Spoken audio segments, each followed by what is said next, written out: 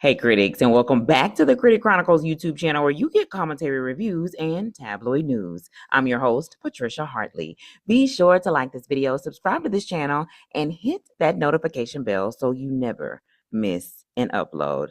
You know what time it is, critics. It's time to take a critical review of Jenna and Sheinelle's February 25th episode. You know we got to start out with the fits. The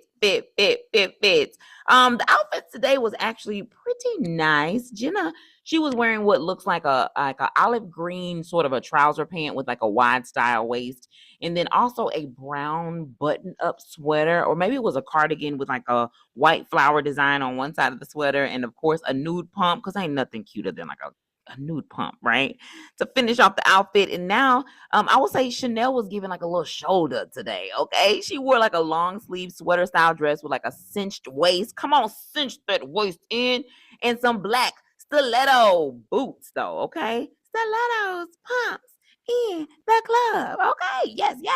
But I did like both of the outfits today, and of course they started off. They had a good amount of time at the round table today, which I actually liked, especially after yesterday's episode, which in my opinion was a little heavy, right? They were, of course, just reminding us and giving us updates as it relates to their co-anchor there at today. So today, though, they started off with a little bit of Kate Hudson. You know, she's a lovely lady, according to Sheinelle. She was talking about basically a relationship that she had at one point in time. She was doing an interview somewhere, and talking about a relationship that she had at one point in time that somebody basically broke up with her, and then the person who broke up with her asked her if she wanted to talk about it, and she was like, "No, I don't want to talk about it." What's there to talk about? It's over. It's over. For some reason, I don't know what happened, but Jenna's phone went off today on the show, and she said that they ain't never happened before, but it happened around 10:02, just because that's what they said on the show. There was a whole conversation, y'all, around aunt versus aunt, and I don't know why it triggered me a little bit, but I was like, how do I refer to my auntie, right? It has not always been auntie, right? It's always typically been aunt.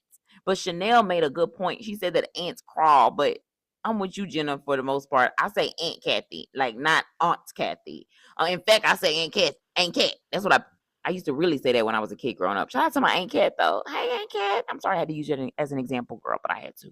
I've, of course, noticed it before, but Sheinelle, she got a habit of, like, closing her eyes sometimes, like when she's interviewing other people, or maybe it's like sometimes maybe when she's speaking, or maybe she's deep into thought. But yeah, I noticed that she did that a time or two today. But she's also done it since she started on the show. I noticed it January the 12th. Wow, y'all been around. I don't know if I'm gonna do this though. I do want to tell y'all that on the January 12th episode, which was the first episode that Sheinelle did, I did review that episode. And so I will add that actually in the show notes for today. The ladies also talked heartbreak. This is the Heartbreak Hotel. This is the Heartbreak Hotel. Y'all know I gotta be my own sound bite, right? But they was talking heartbreak, and the first time that they basically experienced it, both of them experienced it rather young. And I guess they're saying that kids today are not dating. I guess like they were dating, when they were growing up, and so I don't know what that means. They're the one with the kids that talking about, where they are in terms of like their dating life. But I guess Jenna believes that we should have those kind of heartbreaks because it teaches us how to be in relation with others. Okay, I'm not mad at that. I won't give too much more. I'll just say that heartbreak hurts no matter what age it is. Okay, you can never. It's hard to heal heartbreak, right? Nothing really does it. It's only time really heals that. Jenna and Sheinelle also made a grand announcement that they are going to Jamaica on their first ever girls trip for shopping. They say they're gonna do some relaxing on the beach, meeting some local celebrities, and they say that they're ready to explore the beautiful Jamaican island. What was funny though, I think, was the producers made the ladies some drinks, and then Jenna said she tasted the drink and said that it tasted like sunscreen. Girl, Sheinelle damn near broke character laughing because Jenna was dead serious that the drink was nasty and it wasn't classy. And this is the girl who be tasting stuff on the show, and you be like, girl, that's lotion. You ain't supposed to taste the lotion. I know it say it's honey, but it's not for you to taste. Jenna, be a little easy on them next time, okay?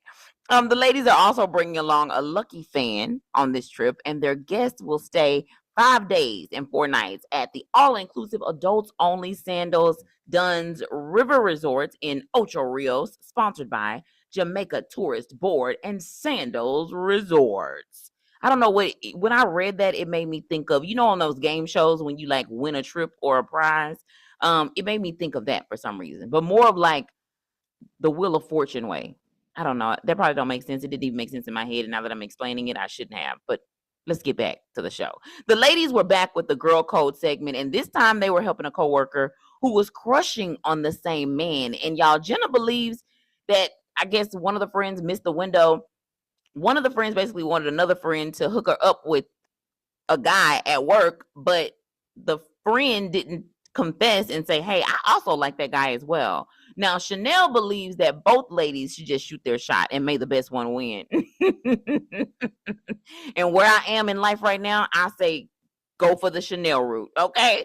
Jenna also said that she was happy that folks in the workplace were dating, but Sheinelle said HR don't like that. Of course HR don't like that. HR probably really don't like that. They probably looking at y'all sideways like, well, we've been having a whole lot of problems, okay? I was a fan of the Girl Code segment, but not because of the questions, not because of the way that they were even responding, but I think it's just nice to see the responses from both the ladies, and I believe it's just kind of strengthening their bond specifically. So yeah, keep the Girl Code. I think it kind of brings them even closer together. Also, today the ladies had a longer than normal time at the table. Typically it seems like they would either have somebody come join them in the pink chair, for example, but today they really took on the load of them being there at the table, and I actually like that. I like the fact that they're connecting. It just kind of continues to flourish. I feel like that friendship. Yeah, moving on to the guest, Emmy-winning TV personality and fashion expert Carson Kressley chatted it up, but the best spillage was him revealing how he almost got Stanley Tucci's role in The Devil Wears Prada. I guess the casting people, he said he auditioned for the role. He said, I think this was around 2003 when he was at the peak of the beginning, I believe, of Queer Eye, if I'm not mistaken. He said he auditioned for the role, and apparently he was in the top 2, but they didn't pick him, and guess why? It's so petty. It's so petty. They said, well, he's going to be working with Meryl Streep, and we want somebody who is experienced. And I guess, it's not a guess, Carson basically had never professionally acted before, and they did not want somebody next to a professional actress like Meryl Streep who ain't never acted before. Miranda would have been pissed. I doubt it. I think it would have made it even better. Either way, it does seem like, Carson has kind of gotten over it. Maybe, maybe not. He also weighs in on the drama surrounding Queer Eye in its final season and celebrates the 18th season of RuPaul's Drag Race. He talked how wonderful it was working with RuPaul as well, which was nice to hear, especially I think on the cusp of everything that's been going on with America's Next Top Model and what we've heard in regards to their experience. Again, I know that it was a long time ago and it was a different era, a different season, but RuPaul's Queer Eye started a while ago as well, so they were still in that same era as really many of those other reality TV shows that have come out and now we know have been very toxic. Carson is also an equestrian, and it just so happened to be the year of the fire horse, and the universe is aligning, he said, for him. Side note, he says he loves going to Round Top, Texas. Shout out to Round Top, Texas, to collect antiques. I'm gonna have to get over there again. It's been a long time, but I ain't gonna tell you how long it's been. He also reveals that he's releasing a new line with the Ballard designs inspired by his own accomplished career as an equestrian. Well, you go ahead then, Carson. You can catch Carson on the new season of RuPaul's Drag Race. And there's a new show called Love Story. It's out on FX, and the fashion, I guess, is what everybody's been talking about. Because style expert Jasmine Snow, she stopped by to share the looks. A lot of high-low dressing, like, in statement pieces, of course, during that era. It was like the JFK era. And then they also had some models on the show during this part, but there was y'all know I be tripping. There was this black couple modeling the Love Story style, black tie look, and they just looked like they was in love. Like, but not like in this overly done way, like this cute, sexy, subtle way. You know what I'm saying? Like, you see me, I see you, I'm eyeing you, don't look too long. Otherwise, we're gonna be inappropriate in front of these people. but I'm sure I'm just looking too much into it. My mind ain't on the right things, y'all. Okay. Bobby's Best was also a segment on the show with Bobby Thomas, showing off beauty hair and scalp detox products, and also how you can get that glass hair look. The one that like really slick back. It really looks like it's a wet look to me. They call it the glass hair look, baby. It look wet. That's what it looked like. And she also showed this, y'all. The wig part that she did was funny as hell. Okay. I don't know if y'all should do that again, but that was funny. Okay.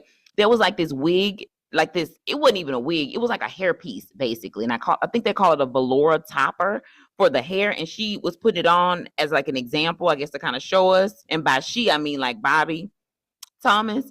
And it just was, it was interesting. But it's basically just hair weave, it's not foreign to me, but the way she was putting it on was kind of like, girl, are you used to this? It was a hilarious segment. Don't listen to me. I'm just kidding, right? College admission tips were also given on the show by Rob Franick, who also serves as the Princeton Review Editor-in-Chief. He shares tips to help families navigate the stressful process. Tips include ways to make yourself stand out, how to choose the right school, and more. Special shout out to everybody who is reaching higher. Friendly reminder that Sheinelle has a book called Through Mom's Eyes. In this book, Sheinelle interviews celebrity mothers about raising successful kids, and she basically had an ulterior motive. She said that she wanted to bring all wisdom to bear on raising her own 3 children. The book is set to release on April the 14th, and I've already placed it on hold via Libby, a free streaming platform made possible through our local library. Jenna also has a book club with, of course, many books, and those books are also available on Libby, also a free streaming platform made possible through our local library. As a reminder, here at the Critic Chronicles, our goal is to provide quality but juicy content from websites, digital magazines, and tabloids, most of which are sourced from our public libraries. Research from the National Library of Medicine show that there are an estimated 17,000 public libraries nationwide, totaling 4 million visits each day. Public libraries are civic organizations that are committed to providing invaluable resources beyond books that are free and open to the public. Get your library card to access thousands of resources today. For access to the full YouTube episode of Today with Jenna and Sheinelle, check out the show notes in the description box. And we are hosting Vlogmas in honor of Black History Month, and we will release a video every day in the month of February 2026. We are also using this as a kickoff to 1,000 subscribers, so tell a critic of a critic to subscribe, baby. And also be sure to subscribe to our backup channel, Hey Critics, also linked in the show notes. Thanks again for tuning in to the Critic Chronicles YouTube channel, where you get commentary, reviews, and tabloid news. Be sure to like this video, subscribe to this channel, and hit that notification bell so you never miss an upload.